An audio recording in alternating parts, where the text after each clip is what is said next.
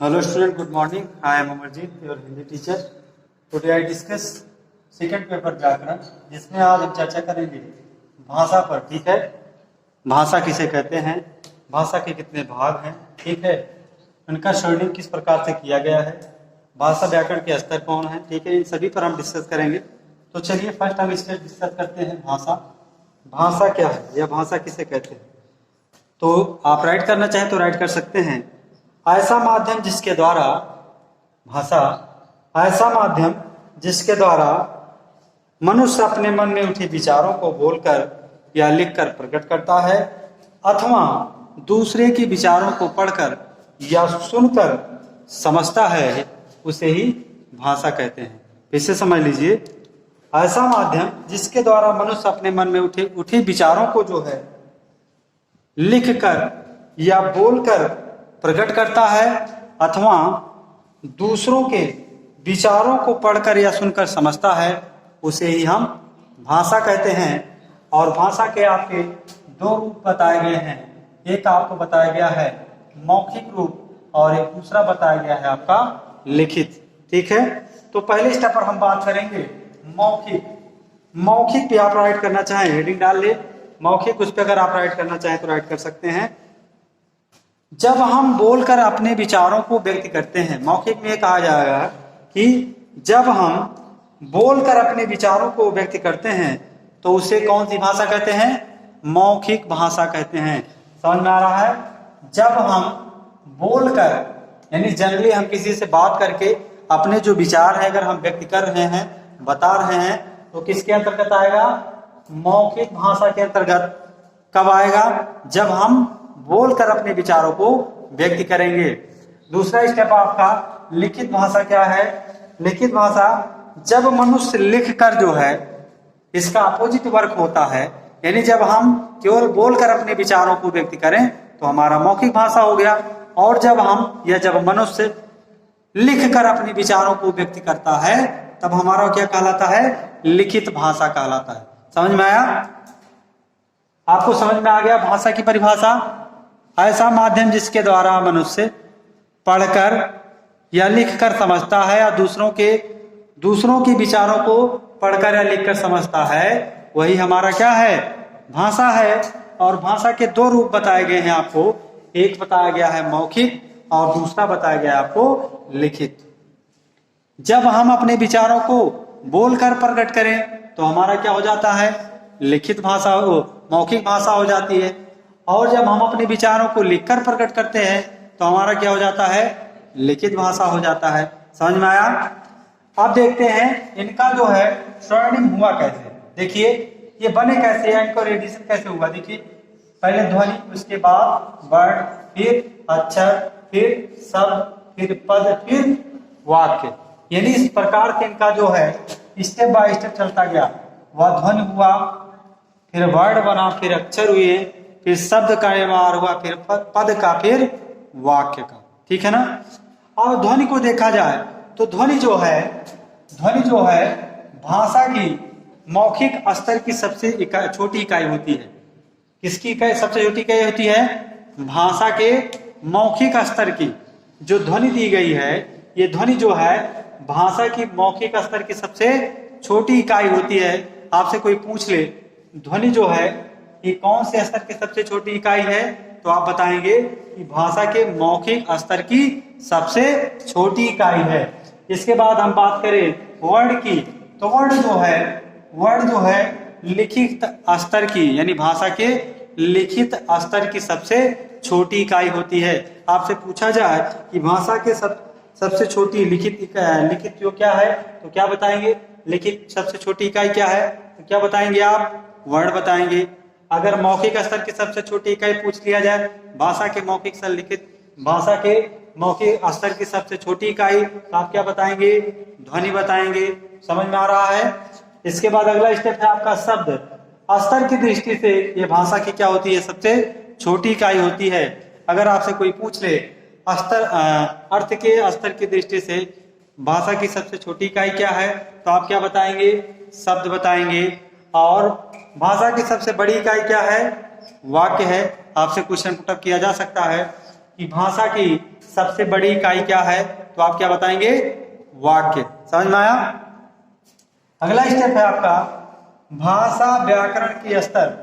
भाषा व्याकरण के स्तर, भाषा व्याकरण के स्तर जो है वो आपके 3 बताए गए हैं।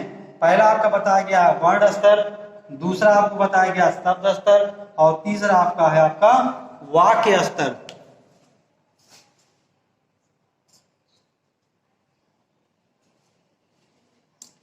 नेक्स्ट टॉपिक आपका है व्याकरण। ठीक है, व्याकरण यानी व्याकरण किसे कहते हैं। व्याकरण वह शास्त्र, आप राइट करना चाहें तो लिख सकते हैं, व्याकरण वह शास्त्र है जो हमें किसी भाषा को शुद्ध रूप से बोलना तथा लिखना सिखाता है, उसे ही हम व्याकरण कहते हैं।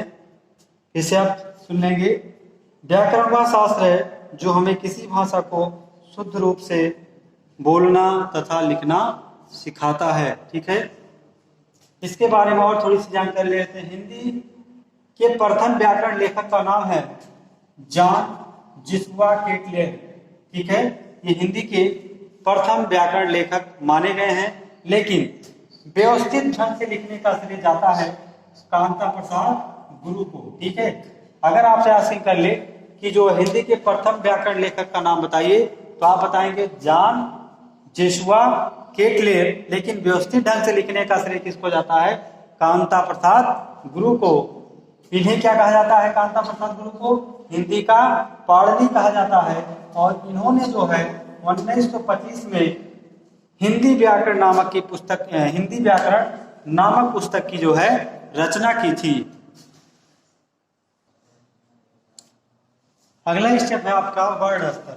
ठीक है, हमने बताया था आपको भाषा की इकाई जब हम पढ़ रहे थे उसमें आपको 3 स्तर बताए गए थे, जिसमें पहला स्तर आपका था वर्ण स्तर। वर्ण स्तर क्या है, जिसका खंडन ना किया जा सके, जिसका खंडन ना किया जा सके वही हमारा क्या होता है, वर्ण स्तर होता है। यानी जिसका खंडन ही ना किया जा सके वही हमारा क्या है, वर्ण स्तर होता है।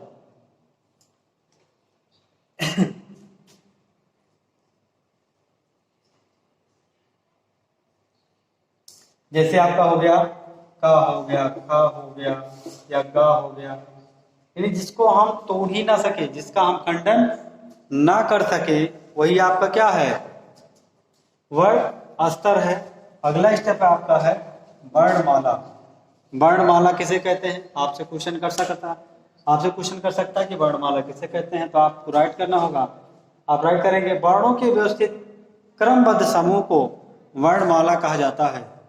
वर्णों के व्यवस्थित क्रमबद्ध समूह को वर्णमाला कहा जाता है। पहला वाला स्टेप आपको समझ में आया। कहने का मतलब वर्ण स्तर उसे कहते हैं जिसका खंडन हम ना कर सकें, जिसका खंडन हम ना करें या ना किया जा सके वही हमारा क्या होता है, वर्ण स्तर होता है।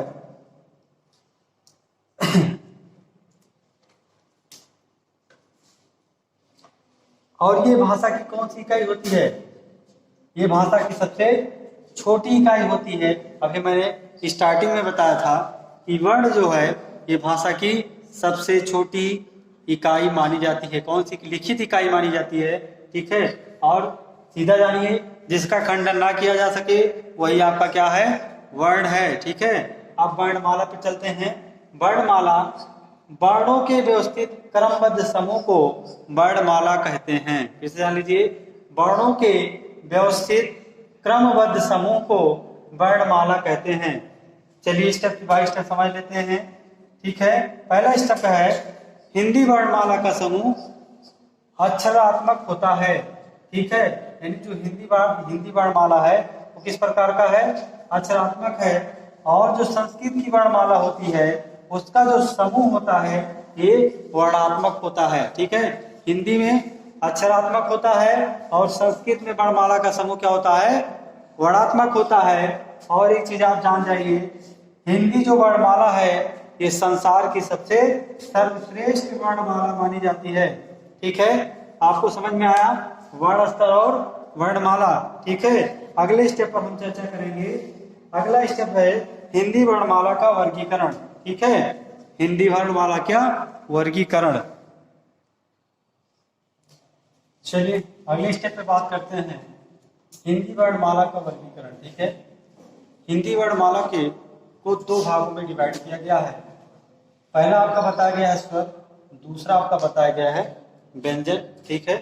ठीक है, तो आपकी जो है ये 30 और ये कितने होते हैं 33 माने जाते हैं, और ये 30, ठीक है। तो चलिए हम पहले डिस्कस करते हैं स्वर के बारे में। तो स्वर की जो संधि हुई देखिए, दशवा, स्व का मतलब होता है स्वयं और रा का मतलब होता है रचित या उच्चारित। कहने का तात्पर्य है, अगर स्वर की परिभाषा लिखी जाए तो कहने का तात्पर्य है वह वर्ण जो स्वयं द्वारा उच्चारित किए जाते हैं उन्हें हम क्या कहते हैं, स्वर कहते हैं। या अथवा इस तरह भी कह सकते हैं कि ऐसे वर्ण जिनके उच्चारण करने के लिए किसी अन्य वर्ण की आवश्यकता नहीं होती है उन्हें हम क्या कहते हैं, स्वर कहते हैं। आप दोनों परिभाषाएं राइट कर सकते हैं। पहली परिभाषा हमने बताया आपको, वह वर्ण जो स्वयं द्वारा उच्चारित किए जाएं वही क्या कहलाते हैं, स्वर कहलाते हैं। या ऐसे वर्ण या वह वर्ण जिनका उच्चारण करने के लिए किसी अन्य वर्ण की सहायता नहीं लेनी पड़ती है या अन्य वर्ण की सहायता नहीं होती है, उसे हम क्या कहते हैं, स्वर कहते हैं। तो आप दोनों परिभाषाएं राइट कर सकते हैं, दोनों ही राइट हैं। आपको जो सूटेबल लगे वो राइट कर सकते हैं। फिर से जान लीजिए, वह वर्ण जो स्वयं द्वारा उच्चारित किए जाए उन्हें हम क्या कहते हैं, स्वर कहते हैं। और स्वरों की टोटल संख्या, स्वरों की संख्या 11 मानी गई है, लेकिन कुल संख्या क्या मानी गई है, 13 मानी गई है, ठीक है। स्वरों की संख्या 11 मानी गई है और कुल संख्या जो मानी गई है वो 13 मानी गई है। कैसे मानी गई है हम आपको भी बताते हैं, ठीक है। ये आपके इधर जितने भी स्वर होते हैं मैंने यहाँ पर आपको राइट कर दिया है, ठीक है। स्वर की परिभाषा आपको अच्छी तरह से आ जानी चाहिए कि ऐसे वर्ण जिनका उच्चारण करने के लिए किसी अन्य वर्ण की आवश्यकता नहीं होती है वही हमारे स्वर हैं। या ऐसे वर्ण जो स्वयं द्वारा उच्चारित किए जाएं उन्हें हम क्या कहते हैं, स्वर कहते हैं। ये दोनों परिभाषाएं आप राइट कर सकते हैं। स्व का मतलब होता है स्वयं और रा का मतलब होता है रचित या उच्चारित, ठीक है। इन दोनों की संधि से मिलकर क्या बना है, आपका स्वर बना है, ठीक है। चलिए और इसके बारे में और नॉलेज करते हैं। हिंदी में 11 स्वर की 10 मात्राएं होती हैं।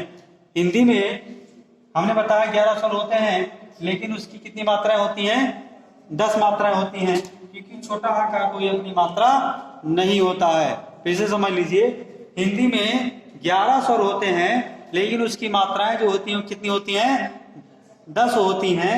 क्यों? क्योंकि जो छोटा आ है उसकी कोई अपनी मात्रा नहीं होती है। अगला स्टेप पे हम बात करें, उच्चारण के आधार पर स्वरों की संख्या क्या मानी गई है, कितनी मानी गई है, 10 मानी गई है।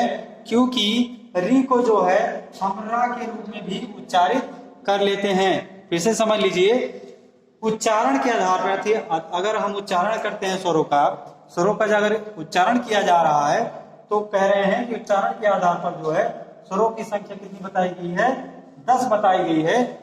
हमने बताया अभी 11 होते हैं, लेकिन उच्चारण की दृष्टि से ये 10 माने गए हैं, क्योंकि जो री होता है उसको हम किसके रूप में राइट कर लेते हैं, रा के रूप में भी उच्चारित कर लेते हैं। इसलिए स्वरों की संख्या उच्चारण की दृष्टि से 10 मानी गई है। समझ गए। अगला है, हिंदी में कुल स्वर 13 माने जाते हैं। हिंदी में कुल, अगर आपसे कोई आस्किंग करे, कोई क्वेश्चन किया जाए कि हिंदी में कुल स्वरों की संख्या कितनी है, तब आप बताएंगे 13, ठीक है। स्वरों की संख्या कितनी है, 11। मात्रा कितनी होती है 11 की, 10 मात्राएं होती हैं। उच्चारण की दृष्टि से स्वरों की संख्या कितनी है, 10 होती है। आपको समझ में आना चाहिए। टोटल यानी कुल पूछेगा तो आपको 13 स्वर बताने हैं। अगर स्वरों की 11 स्वर होते हैं लेकिन उसकी 10 मात्राएं होती हैं, क्योंकि आ की कोई अपनी मात्रा नहीं होती है। अगर उच्चारण की दृष्टि से पूछ रहा है कि उच्चारण की दृष्टि से जो है स्वरों की संख्या कितनी है, तब भी आप बताएंगे कितना, 10 बताएंगे। क्योंकि जो री होता है, री को रा के रूप में भी हम उच्चारित करते हैं, बोलते हैं। इसलिए रा को जो है स्वरों में यानी उच्चारण की दृष्टि में स्वरों के साथ नहीं रखा जाता है। और कुल स्वर हमने बता ही दिया है। कुल स्वरों की संख्या आपकी अगर पूछे, कुल स्वर कहेगा तभी आप 13 बताएंगे, अन्यथा आप क्या बताएंगे, 11 बताएंगे, ठीक है। और देख लेते हैं अगला जो स्टेप है आपका, वो है उत्पत्ति के आधार पर स्वरों का वर्गीकरण, उत्पत्ति के आधार पर स्वरों का